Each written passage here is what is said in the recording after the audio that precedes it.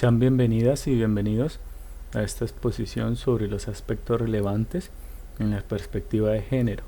Facultad de Educación, Corporación Universitaria Iberoamericana, Maestría en Educación, Perspectivas de Género, Magíster Wendy Otálvaro, 2022. Nos acompaña hoy en este ejercicio académico la profe Neisy Maoli, la profe Sandra Patricia, el profe Cristian Andrés y la profe Sandra Luzmeri. Para continuar con este ejercicio vamos a hacer referencia de este fragmento de Marta Lamas. Es necesario reconocer que una sociedad desigual tiende a repetir la desigualdad en todas sus instituciones. El trato igualitario dado a las personas socialmente desiguales no genera por sí solo igualdad. Además, no basta con declarar la desigualdad de trato cuando en la realidad no existe igualdad de oportunidades. Una a una nuestras compañeras abordarán la temática de las perspectivas de género, empezando por la historia y dando respuesta a 3 interrogantes. Buen día, mi nombre es Neisy Maoli Pavón. Vamos a hablar sobre las construcciones históricas de las perspectivas de género que se han venido dando pues a medida del tiempo. Por eso vamos a hablar pues desde cada uno de lo que se ha vivido a lo largo de la historia de la humanidad. Para eso vamos a iniciar con la prehistoria. Entonces, en la prehistoria inicialmente pues se hablaba de una división de actividades que tenían que ver mucho según el sexo del individuo. Tenía que ver mucho con la parte biológica y social. Por ende, pues se decía que el hombre, como era el más fuerte, pues se le otorgaba el derecho de mandar, basándose en esta superioridad biológica y social. En el caso de las mujeres, pues ellas eran vinculadas más que todo como acompañante y como objeto sexual, en donde su papel principal era y tenía que ver con la reproducción. También, además de ello, pues podemos decir que durante este tiempo de la prehistoria se daba un valor valioso a las actividades de las mujeres, porque pues obviamente sus actividades tenían que ver con la alimentación, con la crianza, también con la parte de la agricultura y otro tipo de actividades más, pero que infortunadamente a medida que ha pasado el tiempo va perdiendo su valor social eh, cada una de las actividades desempeñadas por las mujeres. Durante la Edad Media, eh, se hablaba que solo la mujer que pertenecía a la nobleza podía gozar de ciertos privilegios. Y entonces ella se encargaba del cuidado y la educación de los hijos, de la organización de los empleados de la casa y de la economía.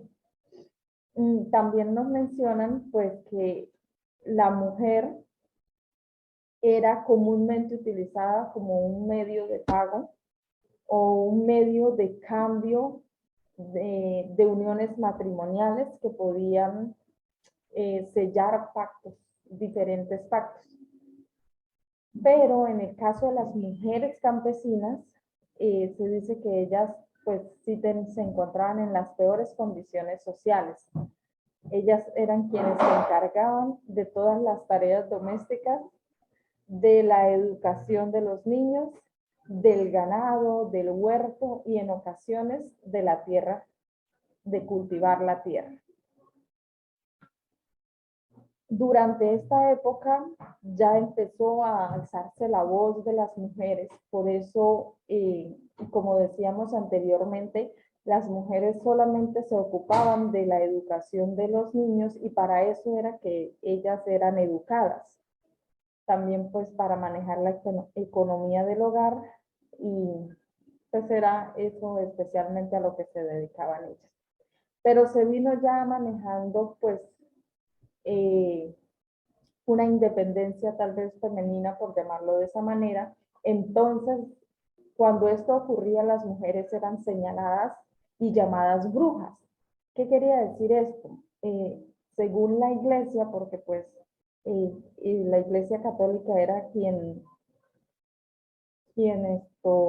estaba allí haciendo fuerza y haciendo barrera a que la mujer tomara valor, eh, se hablaba pues que la mujer era quien, las mujeres que eran brujas, pues, y que muchas murieron por ser llamadas de esta manera, era porque sabían un poco más, ¿sí? Iban más allá y conocían un poco más acerca de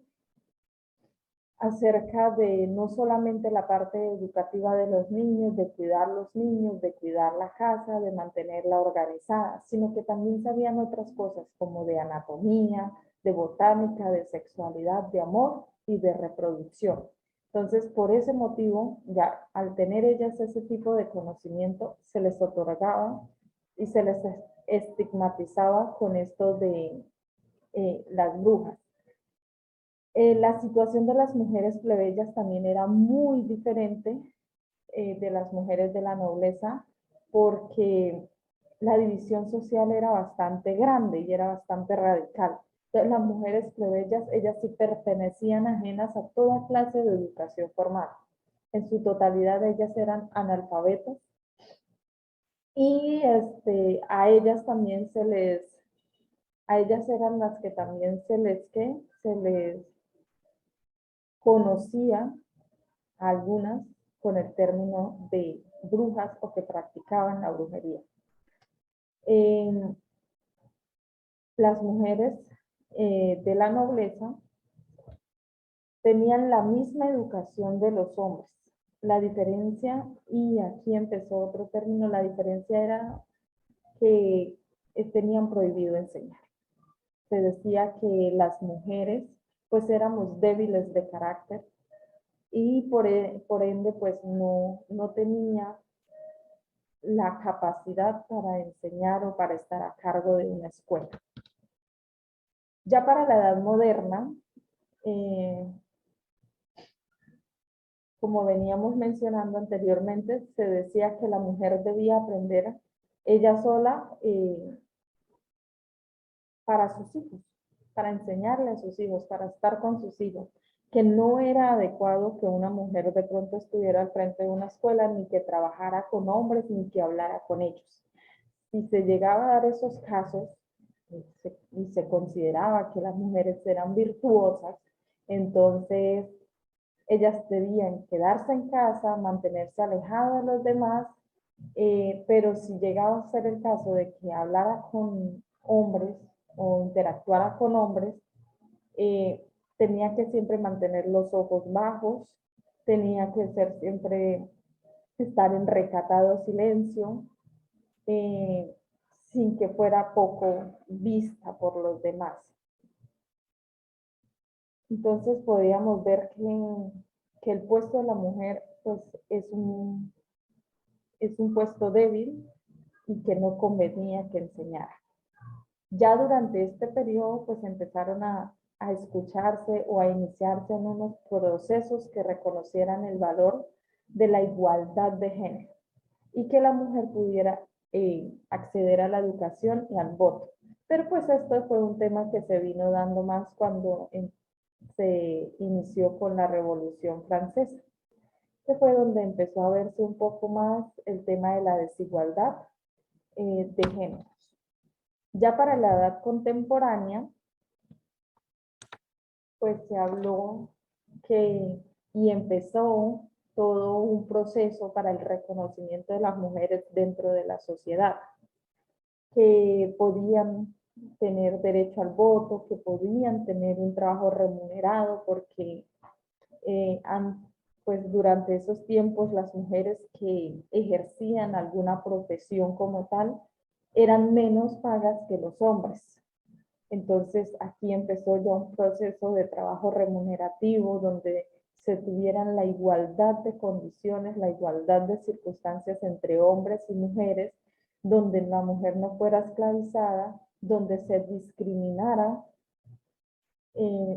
donde no se discriminara, donde la mujer pudiera acceder también a la educación, que se pudieran hacer estas reivindicaciones históricas eh, y que eran prioritarias para la equidad de El tema género. del que estaremos hablando hoy será la relación de la historia de las mujeres, los derechos humanos, con la construcción de la perspectiva de género. Para ello, estaremos haciendo un recuento histórico del tema de las mujeres y los derechos humanos.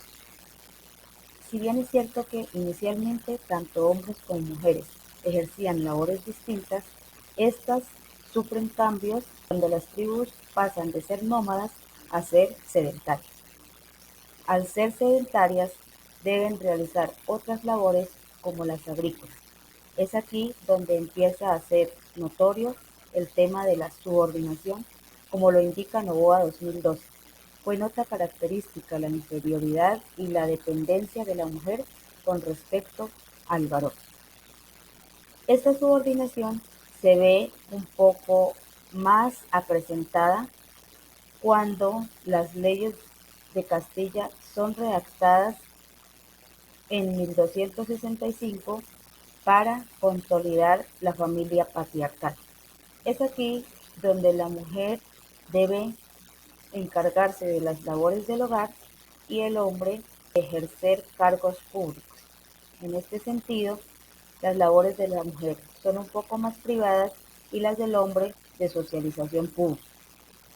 En esta época surgen también el tema de las brujas, denominadas así por la Iglesia Católica, quien las catalogaba así porque tenían conocimientos en anatomía, en botánica, en sexualidad y por lo tanto eran vistas como un peligro para el patriarcado que reinaba en el momento.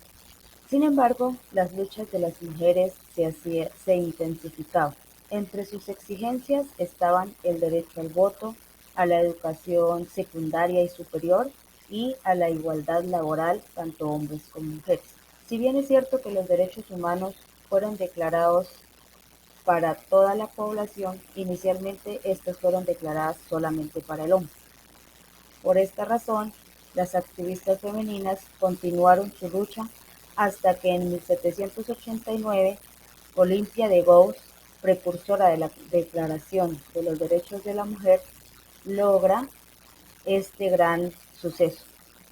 Sin embargo, está lejos de ser una realidad, tanto en el tema laboral, político, económico y científico. Inicialmente las labores de la mujer estaban dadas a la crianza, a las labores del hogar, y cuando ésta empieza a incursionar en el mundo laboral, eran subordinadas o discriminadas, simplemente por el hecho de ser mujeres. Por lo tanto, J. Burgraff en Novoa 2012 menciona que perspectiva de género que defiende el derecho a la diferencia entre varones y mujeres y promueve la corresponsabilidad en el trabajo y la familia. No debe confundirse con el planteamiento radical que ignora y aplasta la diversidad natural de ambos sexos. En este sentido, la perspectiva de género debe ser potenciada en el campo educativo mediante la formación en valores. Y para concluir, podemos mencionar que la perspectiva de género ayudó a visibilizar las relaciones de poder entre ambos sexos, hombre y mujer, en todas sus esferas. Muy buenas tardes. Hoy les vamos a hablar de la pregunta que dice ¿cómo se genera el encuentro de la educación perspectiva de género? La educación debe centrarse a ofrecer una formación integral, libre y responsable que pueda dar respuesta a una sociedad en continuo desarrollo. La educación como un derecho público debe establecer el principio del derecho a la equidad, la igualdad y la calidad, fomentándolos en una escuela inclusiva, donde todos participen y se respete la diferencia entre paridad e igualdad de género, en ofrecer las mismas oportunidades hacia el desarrollo de la coeducación en los centros educativos, donde la escuela replantee una perspectiva democrática, educativa, de igualdad de oportunidades entre ambos sexos. Para este logro de igualdad de derechos se debe propiciar en los currículos de cada plantel educativo y en todas las etapas educativas al principio de igualdad entre mujeres y hombres, el principio de inclusión y de respetos por esto mismo a la diferencia. Fomentar el conocimiento y la difusión del principio de coeducación y de igualdad entre los miembros de la comunidad educativa, padres, profesores, maestros, niños, niñas, principio de igualdad y de respeto por estos mismos. La atención a la diversidad de alumnos de manera equitativa y equilibrada para ambos sexos, que sean iguales. Desarrollar en las aulas actividades tutoriales centradas en contenidos de igualdad, de oportunidades y derechos entre los sexos.